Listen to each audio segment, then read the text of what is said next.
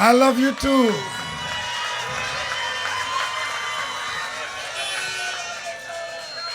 Thank you very much, Mr. Chairman of tonight's proceedings, Party Chairman, Mr. Franklin Khan,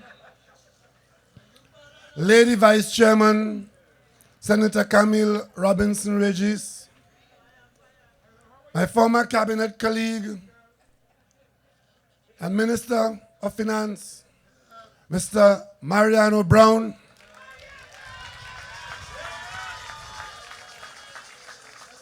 and the next Member of Parliament for the constituency of W. Mera, Brigadier General Ansel Antoine.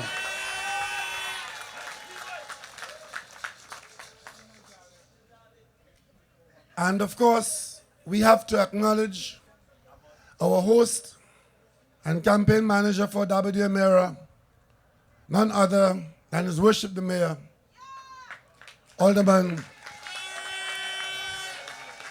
He says, I heard him in his speech tonight, and he says, a Rima, and the man claimed the whole of the East-West Corridor. Mayor Hadid claimed Arima, he claimed La Hoqueta, Talparo, he claimed, well, the only place he didn't claim was Diego Martin West. And I'm very grateful for that, because Diego Martin West has a member of parliament already. But I want to thank you all very much for coming out here this evening to this PNM meeting. And I want to thank very specially Mr. Mariano Brown, who has come back onto the PNM platform after a little while. Mr. Brown should have been here a while ago, but as you know, he's lost his voice and he's been getting it back. He tells me a while ago he has a voice now of a 16-year-old.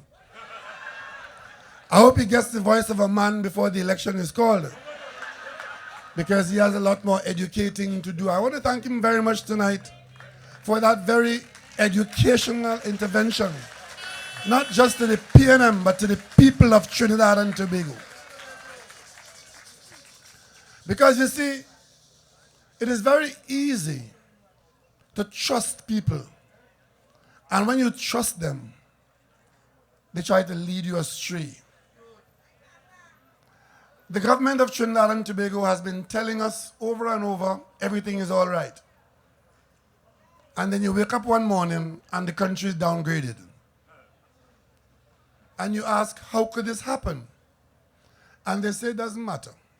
But we of the PNM, we know it matters. We know it matters.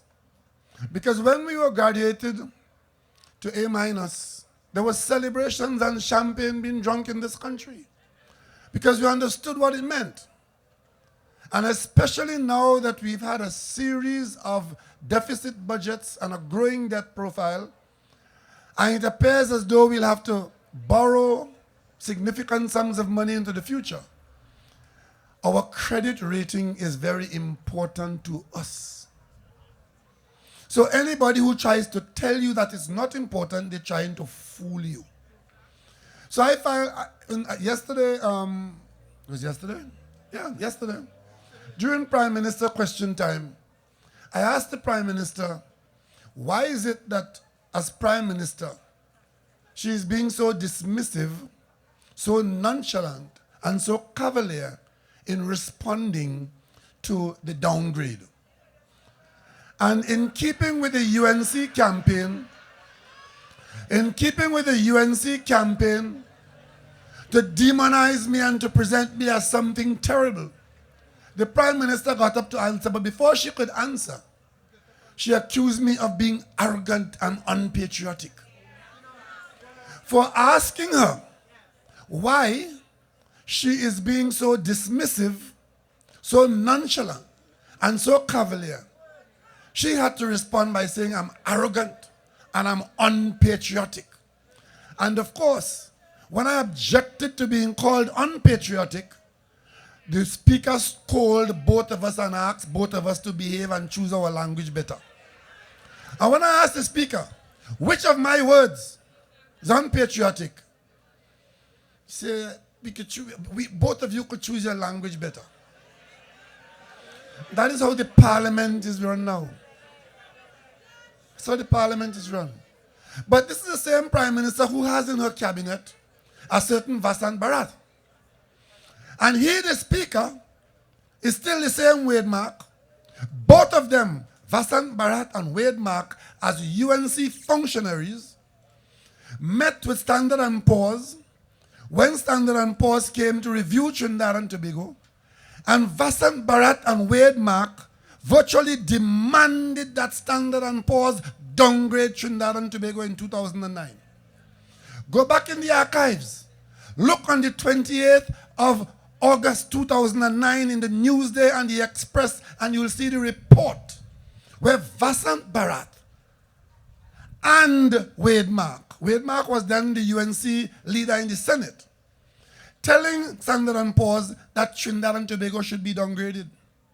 And Vasant Bharat told Standard & Poor's that if they don't downgrade Trinidad and Tobago, then their methodology is flawed. And we should be downgraded astronomically. But you know, they are not unpatriotic. They are not unpatriotic according to Kamla Prasad Bisesa. But I ask her, why are you being so dismissive? Because the Prime Minister, the Minister of Finance, and the Governor of the Central Bank launched disparaging statements and misleading statements about the work of Moody's, as though Moody's is working for them. As Mr. Brown pointed out, Moody's working for the investors who use Moody's. And they are free to say the truth about Trinidad and Tobago. And I can tell you, there's nothing that Moody's has said in those reports that the PNM have not said in the parliament and out of the parliament. Nothing. But of course, when foreigners say it, it has more weight in Trinidad and Tobago. So, I am to be denigrated. And we have this thing in Trinidad and Tobago where the Prime Minister comes out and tells you, you know something? I have had to fire a set of people because I'm strong and getting stronger. And those people had to be fired because it had nothing to do with me. My job is just to hire them and fire them. And you know, an election is coming, and I have to hide them too. Because you look at their platform every night when she goes out there, you never see the people who are running the country. You'll see people on the stage, children. You'll see strangers. You see unknowns on the stage, full up a television screen.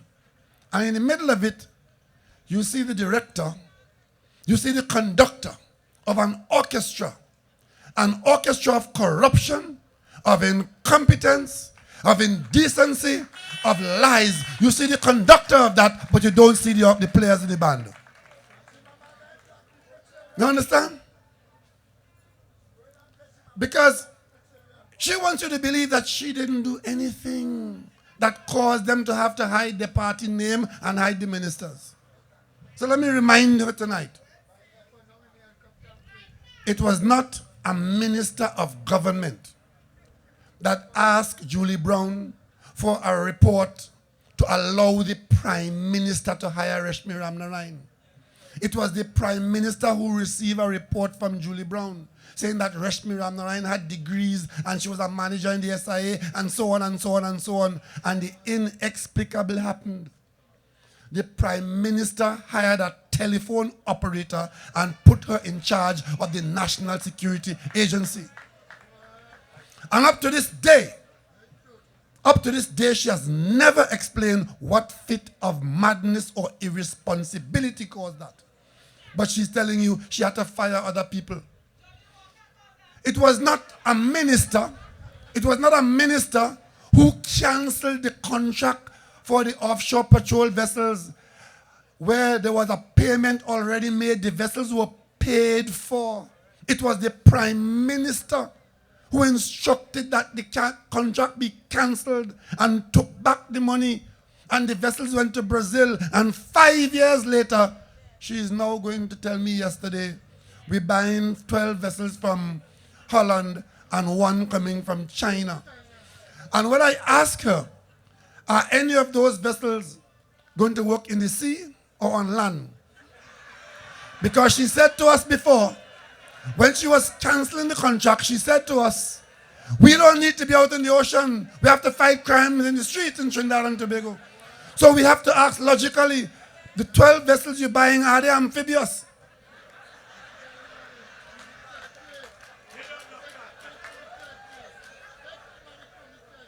But 5 years later, and how many lives later, and how many million tons of cocaine later, and how many automatic weapons in this country, which are now more frequently found. Have you observed the frequency with which heavy weapons are found in Trinidad and Tobago?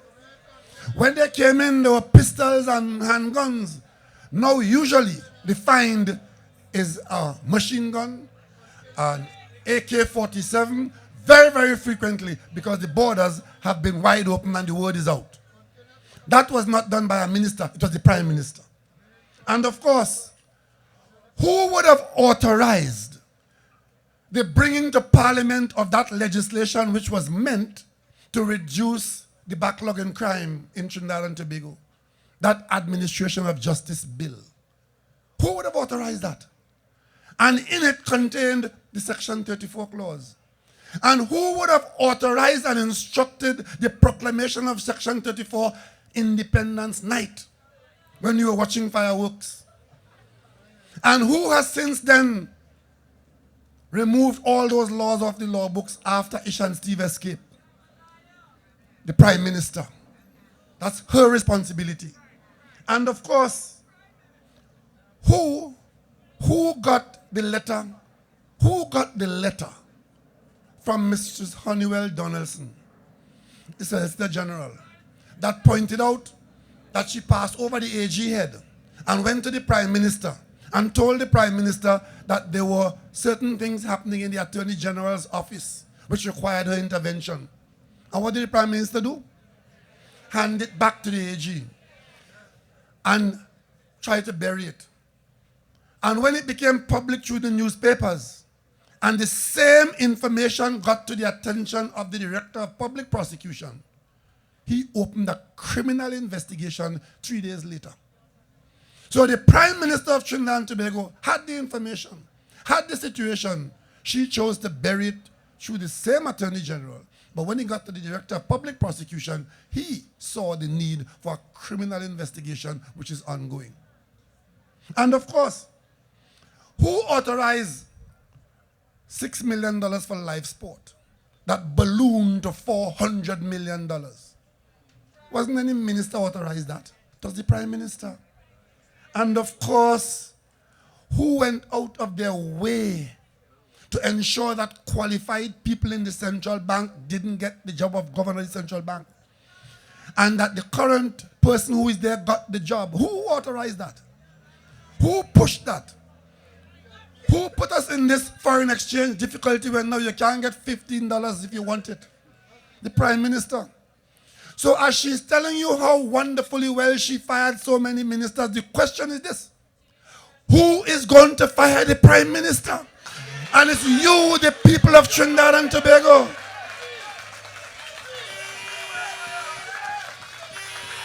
Because none of the ministers could fire her, so she has to be fired by you. So now that the election is calling her, when she answers, is to tell her thank you very much. I have every confidence that the vast majority of people in Trinidad and Tobago are decent, right-thinking citizens. And that we are not fools. And that we've seen enough. We've heard enough. We've felt enough. So when the opportunity arises for you to choose a manager of the affairs of Trinidad and Tobago, you would have known that enough is enough.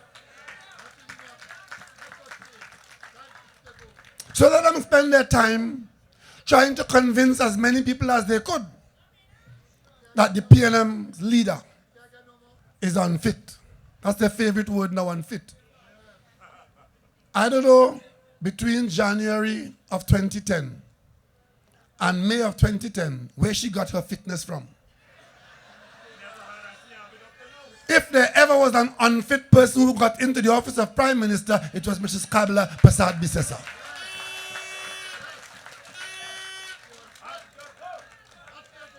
And we are paying dearly for that. But you know, what happened yesterday is a very serious matter. Because you see, the one thing this government does not want is for the election campaign to be about their stewardship. Talk about anything else, but don't talk about their stewardship. You see, if the average person spends any time reflecting on the stewardship of this government in the last 5 years, the PNM will win 41 seats.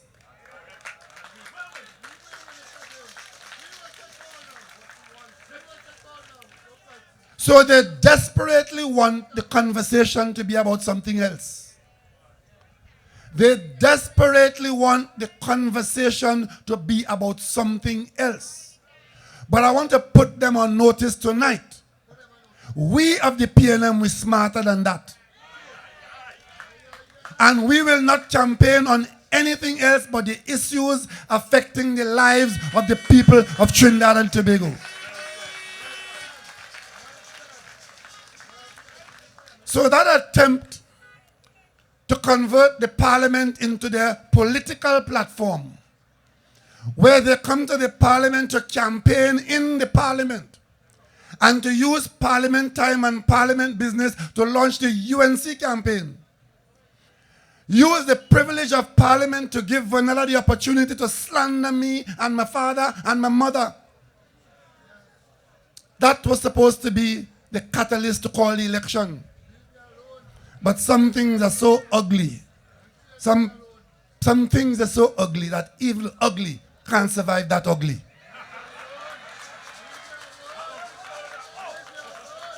So that didn't work. That didn't work. So the next thing we're hearing, with a few weeks to go before the parliament comes to an end, because it's going to come to an end on the 17th of June, whether they like it or not. I told you all they were elected for 60 months. We are in month number 60 now, in case you haven't noticed. I told you don't count it in years. It's 60 months. They came as though they came to stay 60 months. This is the 60th month. And if they had done what they promised to do, like the government of the UK that came in the same time they came in promised to do, we would have had the election now. Today, the British people are voting because they set the fixed election date and they kept the offer and the time of 5 years. But of course, we're hearing they will stay till whenever. Well, they could run. We're going to run them down. They could hide. We're going to dig them out. And they could cry and they wipe their own tears. You see, they don't want to deal with the issues. And the singular biggest issue on which this government should be rejected is the Section 34 matter.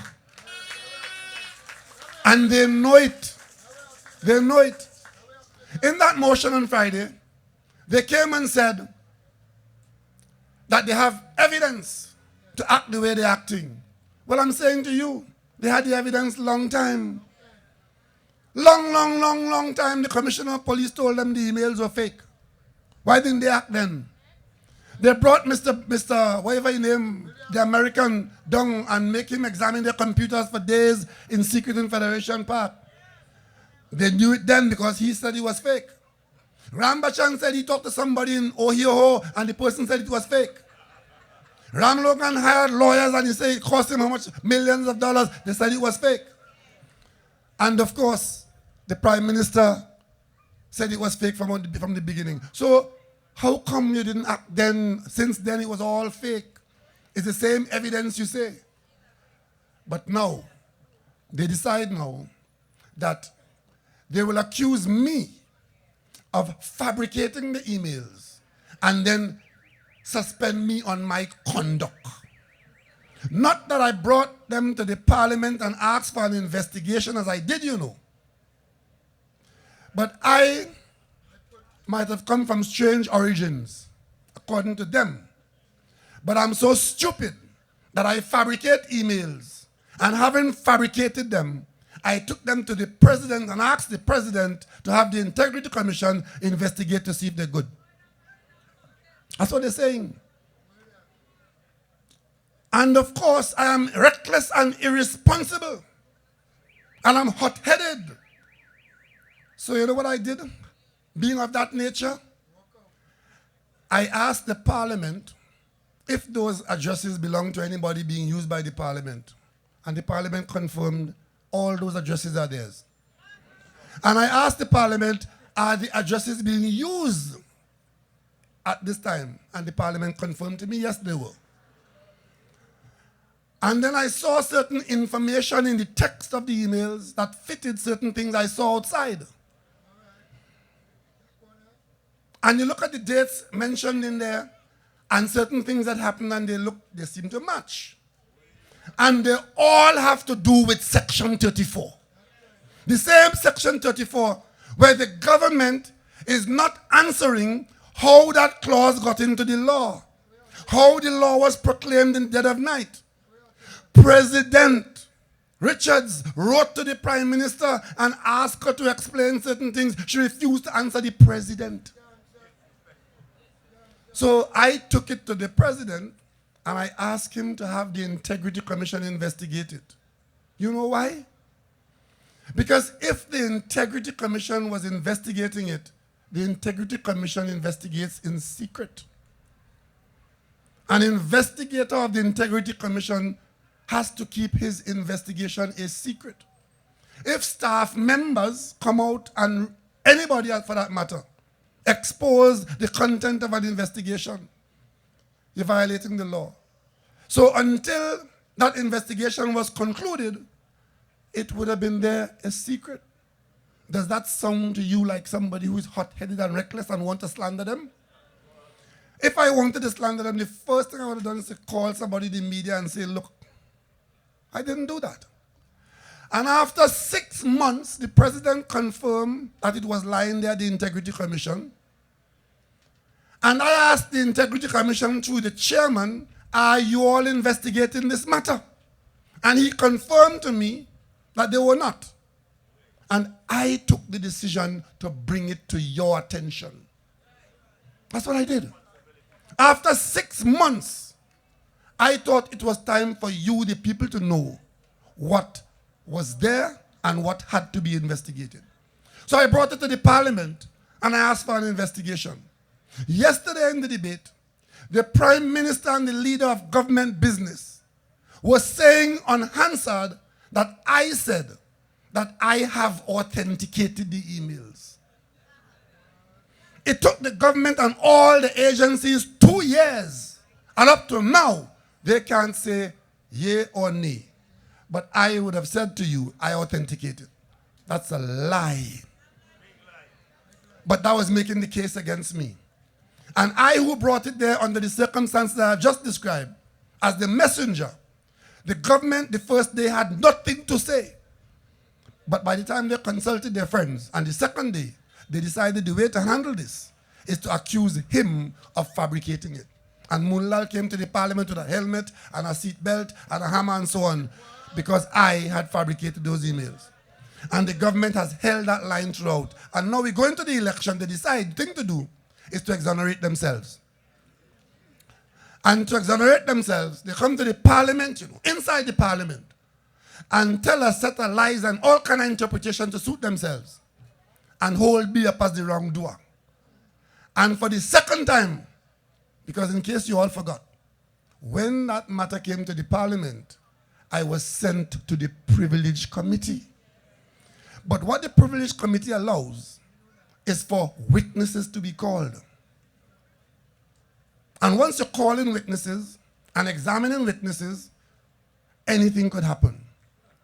That matter died because according to the parliamentary proceedings, if the matter is not concluded and the parliament goes on recess, then all that business is finished.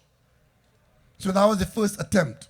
But they saw the danger of allowing the matter to be examined with the calling of witnesses. And after that, a police investigator had gone and spoken to a lot of witnesses.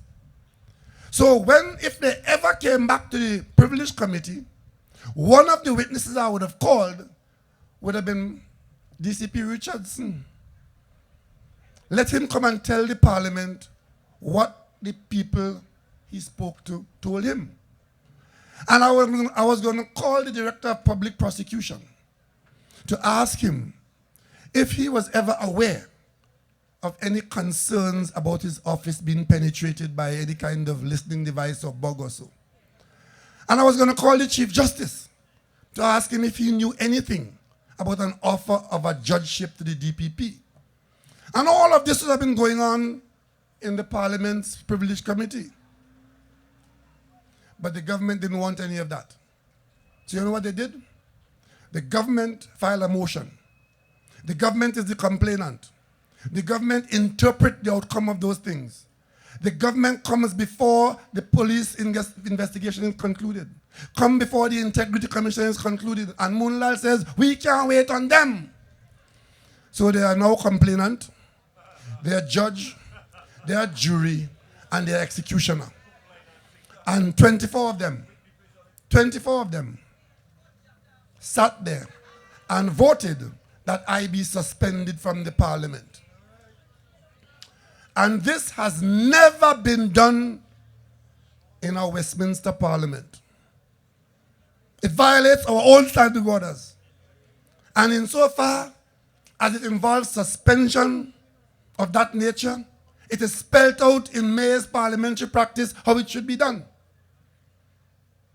It includes all the proceedings of natural justice and my right and my guarantees under the Constitution. The right to be heard and the right to call witnesses. They don't want any of that. What they want is a decision to suspend me so they can go and campaign now on their own exoneration and say I did something wrong and I'm unfit to be Prime Minister. And he says, you know, that will be their campaign every night going forward. Understand? Now, I'm out of the parliament because I asked for an investigation. But in my job as opposition leader, all kinds of things will come to me. And under the Constitution, I am guaranteed freedom of speech within the walls of the parliament. And the only person who can prevent me from speaking is the Speaker. And he has authority to stop me if my language is unparliamentary or if I violate any part of the standing orders of the parliament. I spoke on the 20th of May 2013. But the government is annoyed at what I said, annoyed at what I did, vexed at what I brought. So 2 years later, the government decides to take punitive action against me for speaking in the parliament. That is where Trinidad and Tobago has reached. So I, acting on your behalf, as leader of the opposition, brings to your attention something that requires an investigation. And they cannot say it wasn't about an investigation. Because I was saying, let it be investigated by the Integrity Commission. They were saying, through the Prime Minister, let it be investigated by the police. In fact, they spent 2 days, whole day, the Prime Minister and the Attorney General, saying that the Integrity Commission did not have the authority to investigate it. The Integrity Commission went and got legal advice and came back and said that they have legal advice, that they have the authority to investigate, and they opened their investigation. So it was all about an investigation. It's still going on. And I don't care what the investigation says, whether it's fake or it's not fake. It is the investigation will tell us that. But before we hear from that, they had to act. Because they can't wait on the police. because the election is here. I didn't know before yesterday that investigations in this country under the police had an election timetable against it. I didn't know that. Moonlight told us that yesterday. We have to do it now. The parliament must act now. We can't wait on the police or the Integrity Commission. And the Prime Minister comes after and supports that. The Prime Minister comes after and supports that. And you, the people, have to accept that. If you want. The PNM will have none of it.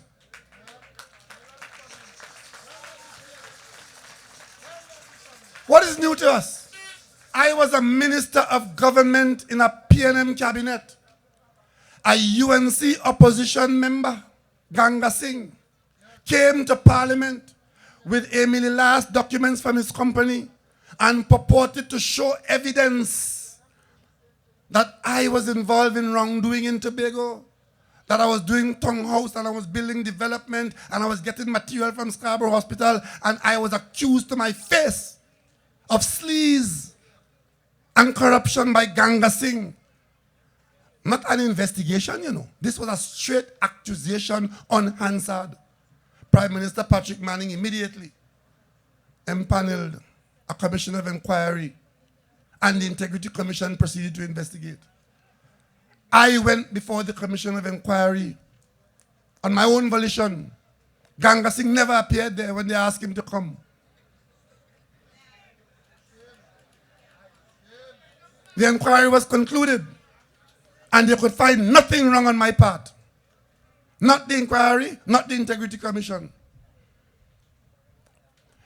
The Integrity Commission sought to act improperly, and I dragged them by the ends into the court, and I was paid $1.1 million. And if there was anybody else who didn't like the result and talk about it, like Annie said, he paid $475,000. And he said Ganga Singh paid the last $500,000. On the same matter, eh? Same matter. And I expect to make some more too. But you see, after all of that treatment of Ganga Singh's allegation, it all came to naught because it was all unsubstantiated. Who put Ganga Singh out of the parliament? Who asked that Ganga Singh be sent before the Privileges Committee? You understand? So against the background of a people who dealt with allegations, this is new. That if you come to the parliament and say something that the government doesn't like, they use the majority and throw you out the parliament. It's brand new. If that was in use, the first person to have been thrown out would have been Kamla Prasad Bisesa with the Dansuk matter. And then Wade Mark would have been thrown out every Tuesday in the Senate. Because when he was in the Senate, every Tuesday Mark was busting Mark. And Ganga Singh, who is now a minister of government, never had to answer for that allegation he made against me. In fact, there are people in this country all know. Lionel Coker, God rest his soul. His last article last week, Wednesday, was on land date. Wrote the article Wednesday, dead Thursday. I have nothing to do with it.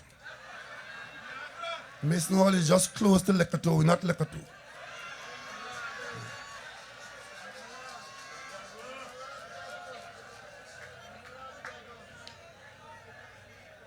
But as I was saying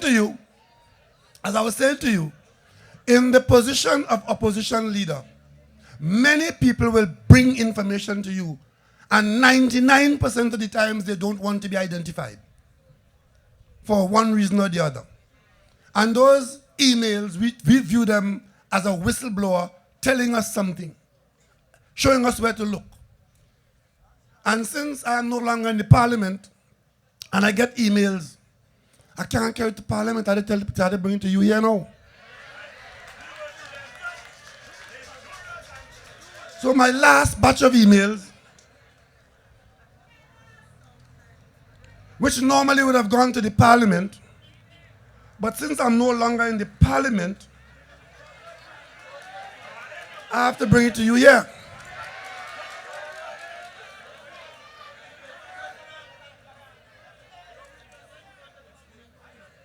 These documents in my left hand are emails.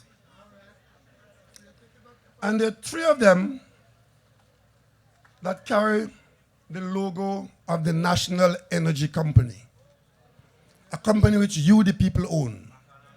It's a subsidiary of the National Gas Company. And what these emails say to me is that in 2011,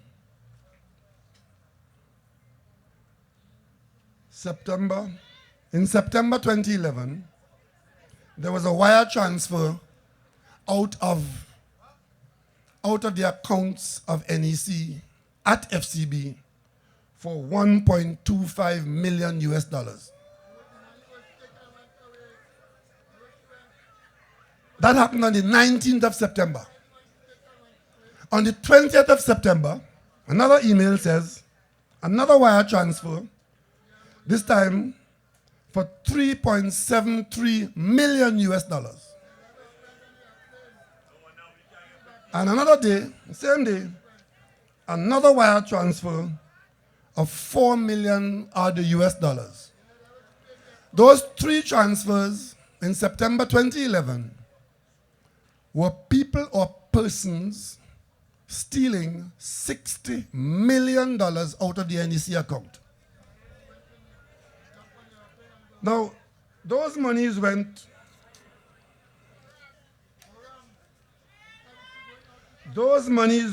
to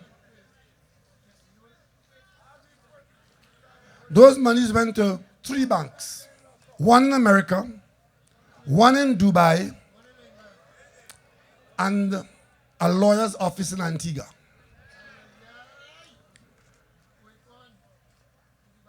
The auditors at NEC picked it up and it got to the police. This is 2011, eh? So, let me read for you another email that has to do with it. This is an email purporting to come from Interpol in Trinidad to Interpol in Antigua and copied to Interpol Washington, Dubai. And let me read it for you because you need to know it's your money. NEC is your company. Somebody or persons have just interfered with $60 million of your money. And let me read for you. Subject: requests for information about fraud investigation. The Fraud Squad of Trinidad and Tobago Police Service is investigating a report of alleged financial impropriety between the NEC of Trinidad and Tobago, a state entity, and other multinational businesses. On Monday, the 26th September 2011, the NEC Finance and Accounting Department discovered 3 unauthorized wire transfers from the company in US dollar account. The total amount associated with these transfers was $9,608,904 US dollars, equivalent to 60.5 million Trinidad and Tobago dollars. The companies to which the payment were intended are as follows, and the 3 companies are named there. We are seeking your assistance on behalf of the Fraud Squad in obtaining all pertinent information and records so as to determine the legitimacy of the above companies and the authenticity of the payment orders. We ask, if possible, that you provide details in relation to the companies, board of directors, the terms of reference to date of incorporation, and any other information that would assist the authorities in this matter. And this is Interpol Trinidad seeking help abroad.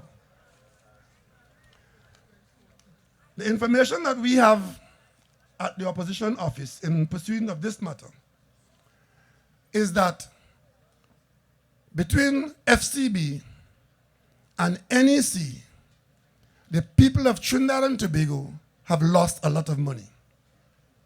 And as I speak to you today, nobody has been held accountable for this. My information is that they got back some of the money. And they settled without prosecution part of the money. And the portion of the money that is in Dubai is still there and they can't get it back. But I want to read for you my last email on this matter.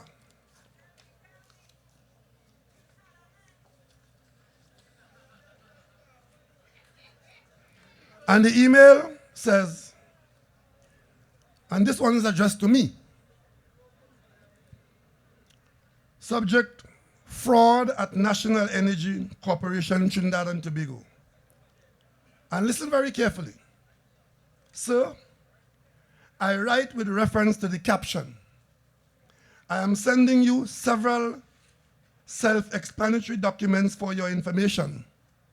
Additionally, it is hoped that your office will conduct the necessary inquiries in order to get to the root of this very critical matter. As leader of the opposition in the Republic of Trinidad and Tobago, inter alia, you have a constitutional duty to ensure that there are appropriate accountability checks and balances as it pertains to the public expenditures and public finances, etc. Sir, your attention is drawn to the document dated 9th of the 9th, 2011. This document originated in Trinidad. It places two companies on the watch list. The company that is listed at serial number 2 is based in my country. More significantly, the document that is dated 11th of the 11th, 2011 stated that the fraud squad of Trinidad and Tobago Police Service is conducting investigations into financial improprieties at the Caption Corporation. It was further documented and alleged that about 9.608 million US dollars, 60.5 million Trinidad and Tobago dollars, were illegally transferred to 3 companies. There is also documentary evidence to show that the company in Antigua received 4.633 million US dollars. And listen to this. To date, this is now 2015. This happened in 2011. This is now 2015. To date, I have not been updated on the status of this very serious investigation by neither the NEC nor the police department. Against such backdrop, I sincerely implore that you utilize your constitutional duty and seek the requisite answers from the management of the Caption Corporation. Best regards. And those are my emails. Those millions are your millions. Is there anybody in this crowd who knows what happened to those monies? Is there anybody in this crowd tonight who know what the end of this investigation is? Is there anybody in this audience tonight who ever had a sight of $1 million? But while I am being thrown out of the parliaments for daring to bring to the parliament information that look like emails and ask for an investigation, I am thrown out of the parliament. And these emails will never get into the parliament under them. So those who stole your money in 2011 could go off on their yachts and sip champagne and smoke cigars, encouraged by the government of Trinidad and Tobago. And the Minister of Finance, who is today running the Treasury, was in charge of the bank in 2011, you know. 2011. And when I asked about his questions to answer on another matter, his answer was how wonderfully well the bank was run. And therefore he was entitled to walk away with $10 million because the bank had made so much money. He never told us that with all the money the bank was making, and some of it was NEC money, that nameless, faceless people were going off with $60 million at least. That is what we know about. That is what we now know about. You could think that is the only time. That is the only sum. And that is why our founding fathers who drafted our constitution entrench in the constitution freedom of speech in the parliament. Because as a member of parliament, as leader of the opposition, where FCB and NEC have this issue in front of them, and your money is stolen, and you cannot get answers, and you didn't even know about it, it was my duty and the duty of any member of parliament to raise this matter in the parliament of Trinidad and Tobago. But according to Kamla Prasad Bisesa, Rudal Munilal, Errol McLeod, and that motley crew, if I raise this, or if Imbert raise this in the parliament, and Hawaii is vexed about it, they get together in the parliament, and they use the majority, and they throw us out of the parliament. That is what we have come to in Trinidad and Tobago. As PNM leader, and speaking on behalf of all the right-thinking people of Trinidad and Tobago, when the next election is called, this will have to end. And if you don't end it now, and you put God out your thoughts, and put them back in office, all you will get is more of this. More of that. You know, I didn't watch much of the debate after he walked out of the parliament. But I just happened to have my television on, and the Prime Minister came on last night to take part in the debate. And her conduct was nauseating. The Prime Minister was interpreting everything. She had found all the answers. The Prime Minister forgot that she was under investigation. You can't investigate yourself, and your findings don't count for nothing. You know what she said last night? She said last night, this is the Prime Minister of our country talking, eh? She said last night that the acting Commissioner of Police has issued a statement saying that there was no bug in the office of the DPP. Now, the emails had made reference to penetration of the DPP's office. She was dismissing that because her findings and the evidence that she and Munilal had, and therefore I was reckless, and I was to be drawn and quartered, and the Prime Ministerial statement is, as I just said, the acting Commissioner of Police had said that there was no bug there. And you would have heard that. And you would have believed that. And you would have agreed with her that I'm reckless to have brought that to the parliament. But she puts it to bed. That's the end of it. Case closed. Rowley suspended. Because he's reckless. But you, the people, would want to know that the office of the Director of Public Prosecution is safe and secure. Let me read for you another document. Can't talk inside. I talk outside. This document is dated the 24th of May. And I found the date very interesting, because I went to the parliament on the 20th of May for that vote of no confidence in which those emails were raised. And the debate ended on the 22nd of May. And this one here, I'm going to read to you now, is dated the 24th of May. And it's addressed 2013, same year as the emails, 2 days after. But it's addressed to Minister Emmanuel George, who at the time, was National Security Minister number 3 or 4. And this document is signed by the Commissioner of Police. And I don't want to read the whole thing. Let me just pick out a few things. I refer to your letter dated May 24th on the front page.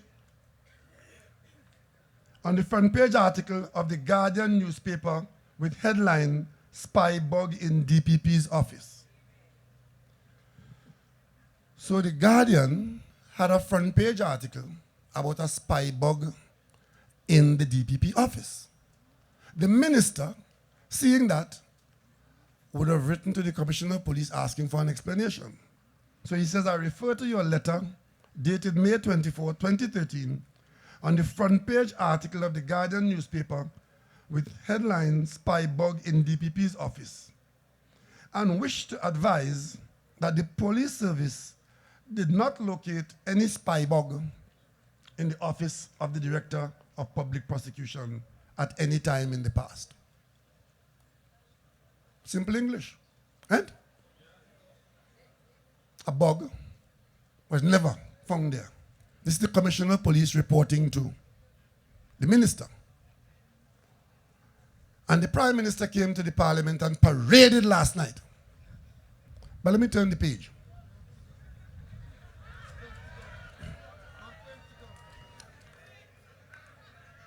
I have been further advised that officers of the Special Branch of Trinidad and Tobago Police Service conducted an electronic sweep of the office of the Director of Public Prosecution on the 5th floor, Winshaw Building, Richmond Street, Port of Spain, on Friday, 11th January 2013. During that sweep, they did not find any electronic listening device. However, whilst sweeping the conference room to the northeastern side of the building, they detected infrared signals. The conference room is approximately 35 feet in length and 20 feet wide. It's constructed with glass on both northern and eastern sides of the room. The glass is fitted with reflective tint on the inside in order to prevent ultraviolet rays and glare from entering the room, which provides a mirrored appearance during daytime and a translucent view during nighttime. The infrared detection cannot confirm or deny that the Office of the Director of Public Prosecution is under technical surveillance, but substantiate that IR is present in the atmosphere. In other words, they never found a bug, you know, the old-time thing of a bug hidden somewhere in James Bond movie. They didn't find that. But they found evidence of the most modern technology, which is infrared presence. And anybody who knows anything about these things knows that the listening devices available today doesn't require a bug being in the office. They could listen to you from a mile away if they are sufficiently technically savvy. So they confirm that in the conference room of the DPP, and this is for you to ask yourself, why is the conference room of the DPP bombarded or giving readings of IR? Because this is a serious matter. It points to a technology penetration, and the question is, who would want to be interested in that? And as a people, we'll want to know the answer to that. But the Prime Minister comes out and gives you the first part of the story, but very careful not to give you the other part of the story, because she wants to put an end to this whole interest in the bugging of the DPP office. But let me read a bit further. Because of the line of sight principle, any building located in that area and has the appropriate technology could conduct technical surveillance on the said conference room. This is the Commissioner of Police writing to the Minister and telling him that what they have found in the site, if the technology and the technical skills are available, the conference room of the DPP could be subject to technical surveillance. In light of this, the special branch advised the Director of Public Prosecution of the following. A, install acoustic curtains to prevent sound from leaving the room. B, set up thick drapes which can reduce the amount of acoustics from leaving the area. And C, install frosted tint on the inside of the glass to minimize infrared penetration from outside and also to reduce voice convulsions on the glass. So in other words, they were taking countermeasures to protect the office of the Director of Public Prosecution. From who and why? And of course, the last line says, I wish to further advise that an electronic sweep of the office of the DPP commenced in May and will be continuing to ensure that all offices and all floors are checked for electronic listening devices. People of Trinidad and Tobago, this is a prima facie case that the Office of the Director of Public Prosecution was subject to somebody's interests and the officers of state took countermeasures measures. And all of that was happening at the time when the DPP was handling this matter of the extradition of Ish and Steve at the time of the appeal and all of that. Somebody wanted to know what the DPP was doing in his conference room with his staff and what decision he was making. And after all of that, the Prime Minister will come there last night and seek to mislead the country by reading for you the first line about old technology, totally disregarding the government's action about new technology and the protective measures they've taken to protect the DPP's office. And you ask yourself, if it is too much to conclude that somewhere in Trinidad and Tobago, in the corridors of power, there have been too many steps of criminality. You have to ask yourself that. And as they fulminated last night before they threw me out, they were saying, how dare you accuse us of a crime? How dare you accuse us of wanting to do this? And how dare you accuse us? I didn't accuse anybody. I brought what I got and I asked for it to be investigated. And at the same time, you're telling me, how dare you accuse us because we are brothers and sisters of Mother Teresa? Your Attorney General is talking to the police, having lost his job because he has questions to answer about witness tampering. And he said, Prime Minister, want to tell us that she knew nothing about the fact that 3 of her ministers, led by Errol MacLeod, took Gary Griffith out of a cabinet meeting, carried him into a room next door to the cabinet meeting, and asked him to take one for the boys. I wasn't there, so I have no evidence to add. I'm simply saying what Gary Griffith reported to all of us. They asked him to not speak the truth. Because if he speaks the truth, the government would fall. And Gary Griffith, my canon that he is, decided that he's going to speak the truth. And when the Prime Minister heard that he intends to speak the truth, he became public enemy number 1. And here you had a minister of government being dismissed from the cabinet of Kamla Prasad Bisesa, his only crime being that he refused to lie. In the same matter involving Section 34 and involving the party financiers, who they have moved heaven and earth to keep out of the courts of Trinidad and Tobago and in the courts abroad. She said that she fired all these ministers, and therefore she must get credit for it. I want to ask her, who is responsible for Section 34 in the government of Trinidad and Tobago?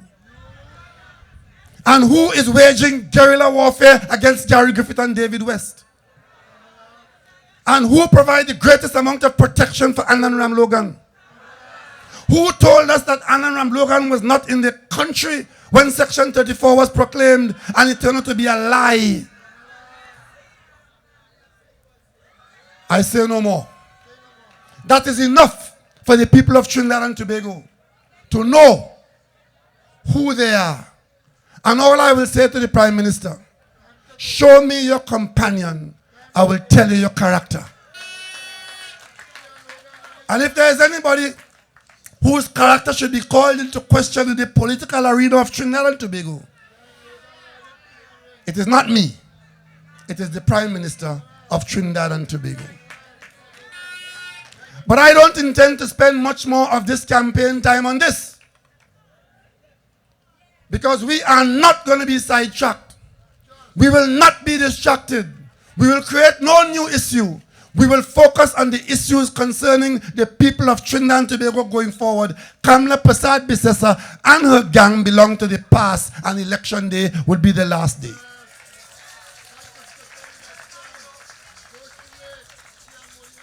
So she's thrown me out of the parliament. What is the effect of that? That Larry Hawaii will never have to answer the question as to whether he was involved in any way in insider trading while he was at FCB.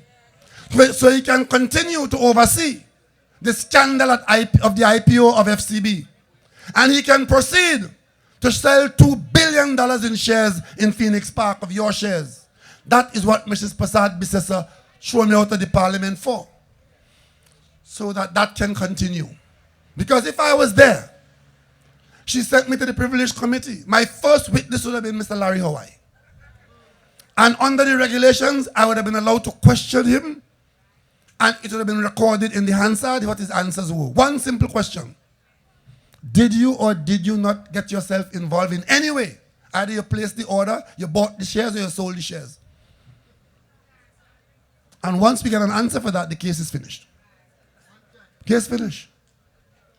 It took them 4 days to debate in the parliament whether I have a son, and whether my mother was a decent woman, and whether my father was a criminal. That is not the matter of the Parliament of Trinidad and Tobago. The matter for the Parliament of Trinidad and Tobago is whether all that they have done, whether you have been improved, and if so, Moody is crazy. Because if things were getting better and you get downgraded, then Moody's have to be very moody. But we're not stupid people. We're not stupid people. We are sufficiently educated and sufficiently decent to know right from wrong. They got the opportunity to run the country, and they made an absolute mess of it. Absolute mess. And the most important job of a prime minister or a political leader has to do with the people you select and the positions you put them in. And on that score, the prime minister has failed miserably. But on our platform tonight, I am proud to present to you here in W. O'Meara one of the finest sons of Trinidad and Tobago, Brigadier General Ansel Antoine. You start with that. You start with selecting quality personnel, experience, perfect temperament, trained, and is now in a position to serve in public life. Tonight I want to thank Brigadier General Antoine for coming into public sphere to continue serving Trinidad and Tobago. And I want to thank him specially when he chose to put his bucket down in the political arena of Trinidad and Tobago. He let his bucket down in the People's National Movement. And the same thing is true of Maxi Coffee in La Capital Paro. The same thing is true of Anthony Garcia, who has shown the mettle that he has. He stood as the lone PNM person in the Arima Borough Council. He was the lone voice in Arima after 2010. And he stood his ground and he lifted our standard high, and we served proudly in the corporation with one man. And he has decided to go further, to offer himself for parliament. Man of tremendous experience. These two gentlemen, they are part of the team made up of experienced people and a lot of young people with tremendous potential. That is the PNM team. And that is what is scaring them. So when they go to the parliament and use their majority to abuse our constitution, to defile our parliament, and they remove the head of the PNM team, we say to them, stay in the parliament and talk to yourself. An election is due, we'll campaign outside. We don't need parliamentary privilege because we don't intend to slander anybody. We intend to talk to you face to face on your issues, about your resources, about your potential, about your economy, about your education system, about your health system, about your mass transit system, about your tax collection system, and in general, about your quality of life, because PNM is the only political party that makes consistent progress for the people of Trinidad and Tobago every time it comes into office. So tonight, I want to say to you, I have been warned off the parliament it only gives me more time to spend with you. She was so sorry she couldn't fire me and David West. Otherwise, we'd have passed in the rush with Griffith and Ram Logan. And she's so sorry she can't remove me as Member of Parliament for Diego Martin West. I'm out of reach and should be out of mind to her. And she is so sorry that she can't remove me as the opposition leader, because that is a position that I hold at the behest of my parliamentary colleagues. Had nothing to do with her. So I remain the Member of Parliament for Diego Martin West. I remain the opposition leader, and I remain a fighter for you, the people of Trinidad and Tobago.